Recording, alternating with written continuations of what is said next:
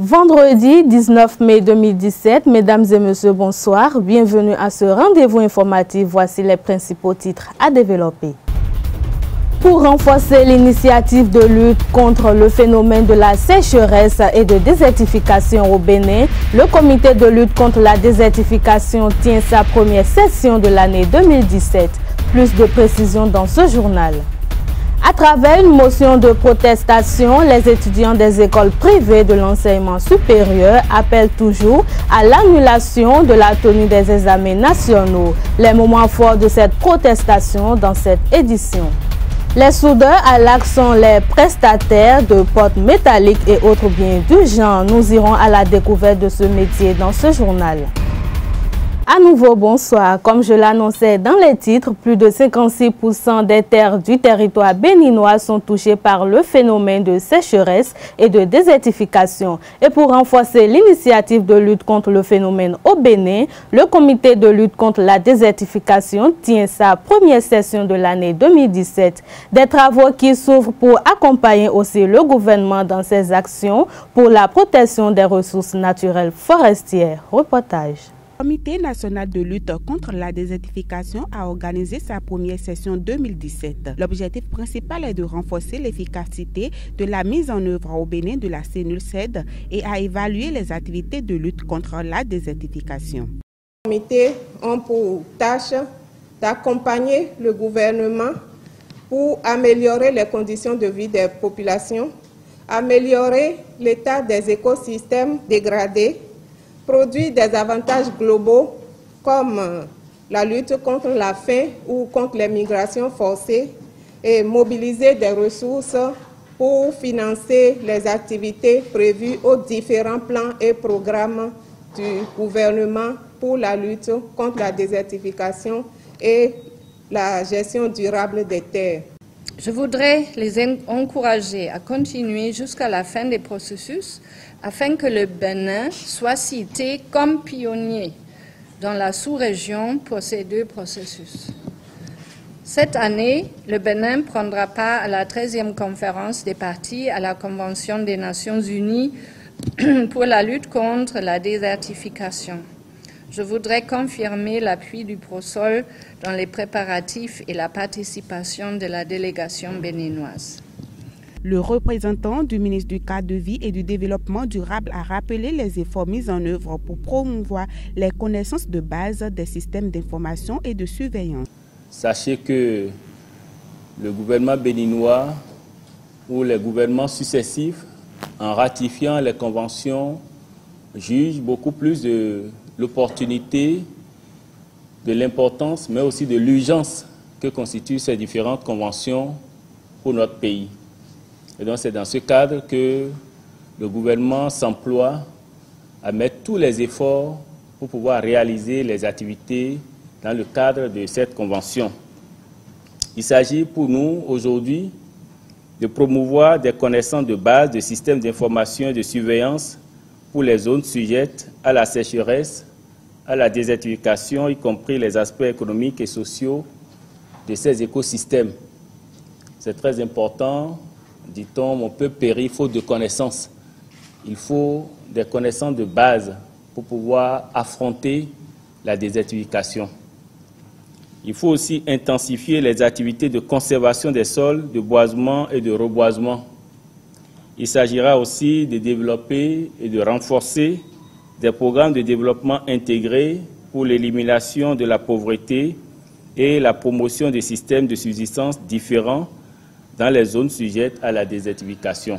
Rappelons que le souhait du gouvernement est d'intensifier les activités de conservation des sols et de renforcer les programmes de développement intégrés pour éliminer la pauvreté. Suite à la confirmation de la tenue des examens nationaux par le ministre de l'Enseignement supérieur, Marie-Odile Atanasso, lors de sa dernière sortie médiatique, les étudiants des écoles privées de l'enseignement supérieur appellent toujours à l'annulation de cette nouvelle réforme. Ils l'ont fait savoir ce jour à travers une motion de protestation. Suivez le compte rendu.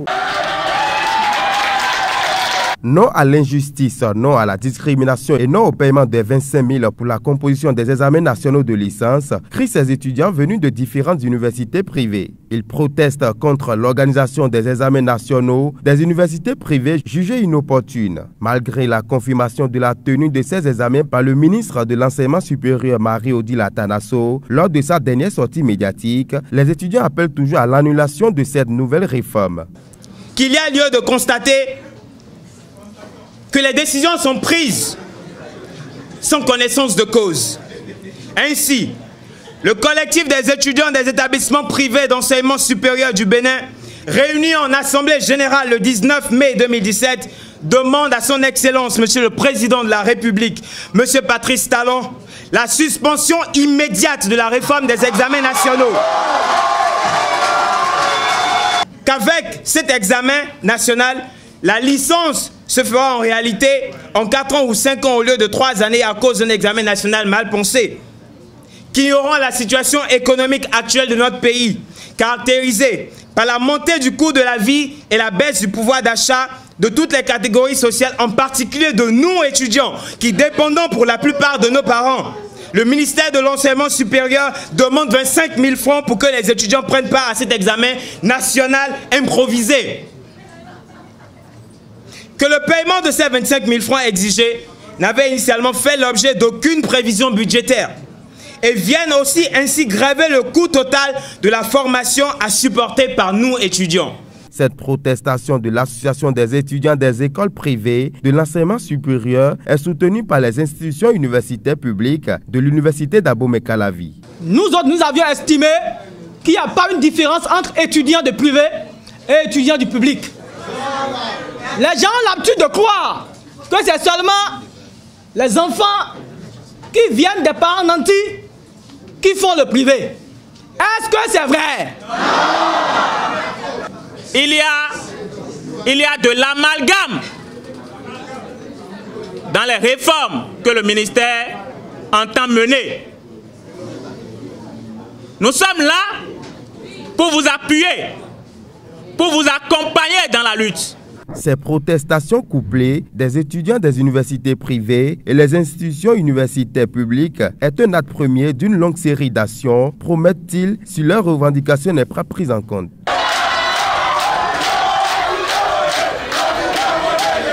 La première édition du Salon de la logistique et des transports initié par Eloge Nanga a ouvert ses portes hier au Palais des Congrès de Cotonou. Ce salon a pour but de contribuer à la visibilité concrète de l'économie des transports au Bénin. Suivez le reportage. Le premier Salon de la logistique et des transports a démarré par une cérémonie d'ouverture hier jeudi 18 mai 2017 au Palais des Congrès de Cotonou. Enjeux économiques et conséquences environnementales est le thème de ce salon initié pour rendre visible l'économie des transports au Bénin dans le respect des normes environnementales. Il y a une autre forme d'économie qui se développe, l'économie des transports, et le Bénin peine à faire décoller son économie des transports. Et donc nous n'allons pas forcément attendre les pouvoirs publics. Certes, les pouvoirs publics vont créer les conditions, demander aux opérateurs économiques, venez investir dans l'économie des transports. Et donc, quand les opérateurs viennent dans ce salon, ils vont discuter, ils discuteront et présenteront une feuille de route au pouvoir public pour dire nous voulons que l'économie des transports soit visible, mais nous souhaiterions ces différents points-là. Et ces différents points seront transformés en projets de développement. Vous voyez, je prends l'exemple du trafic fluvial-lagunaire au Bénin. Aujourd'hui, avec les différents embouteillages qu'il y a entre Kassato et Cotonou très tôt le matin, nous devons aller vers le transport fluvial-lagunaire pour donner plus d'assurance aux différents usagers et pour utiliser l'eau, l'espace de l'eau que nous n'utilisons pas ou que nous utilisons avec tous les risques. Aujourd'hui, quand nous aurons à utiliser l'espace fluvial-lagunaire, quand nous utilisons le moyen de transport fluvial-lagunaire, nous allons réduire les différents embouteillages que nous remarquons dans nos routes. Nous allons réduire aussi l'utilisation des infrastructures routières qui s'affaissent davantage. Parce que quand les infrastructures sont construites pour 5 ans, 10 ans, et que les camions passent sur ces infrastructures, c'est sûr et évident que ça va diminuer leur durée vie. De nombreux étudiants des différentes branches de la logistique et des transports étaient présents. De même, plusieurs acteurs du secteur, dont le secrétaire général du port autonome de Cotonou, ainsi que le représentant du ministre des Infrastructures et des Transports, Victorin Ronvaux, n'ont pas manqué d'apprécier l'événement. Avec ce salon, moi je pense que vous allez suffisamment comprendre ce que c'est que les transports logistiques. Et dès que vous serez avec nous pour la pratique, vous allez voir comment les choses se passent. Et je vous le dis, je vous le rassure aussi, c'est un secteur porteur. Donc ne vous découragez pas, travaillez à cela pour la compétitivité de notre port. Et il s'agit d'une belle opportunité pour avoir des échanges d'expériences et nouer des partenariats d'affaires.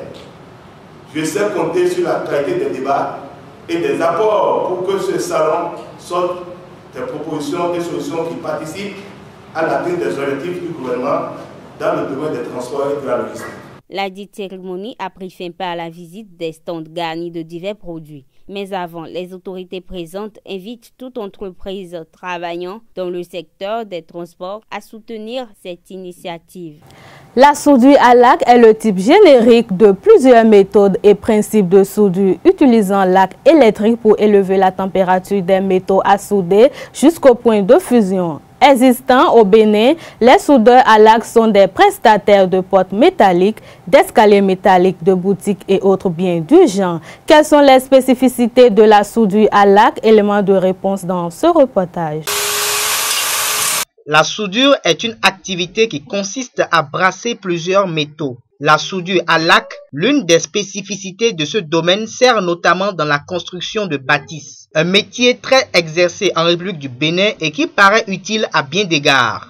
Ils forcent les verres et on construit des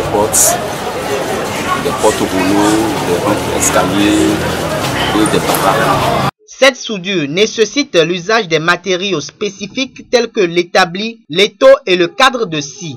En dehors de cela, un autre matériel très important. Il s'agit du poste à souder qui, avec sa puissance de feu, impacte sur la vue optique. Tout ceci amène les soudeurs à lac à protéger leur vue.